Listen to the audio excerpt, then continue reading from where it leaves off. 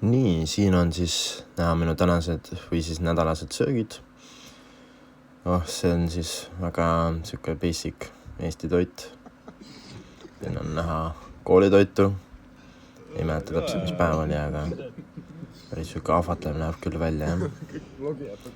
Ja siin on ka tegelikult natuke rasvast näha. Nii, siis siin oli siuke uhkem toit. Mõnus kana ja suupiste pluss siis riis. Siis on jälle koolitoit. Ja see on siis selline, koolitoit on tegelikult väga hea. Soovitan teile ka süüa. Täitsa tasuta ja riigi poolt makstud toit. Nii, siis on näha õunad, supp. Täitsa selline, oli vist kana ja tähestiku supp. Ja magustoit oli ka. Täitsa hea.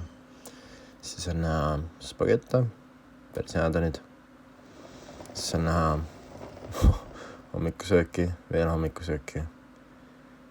Ja siis ka viimane koolitoit on meil näha.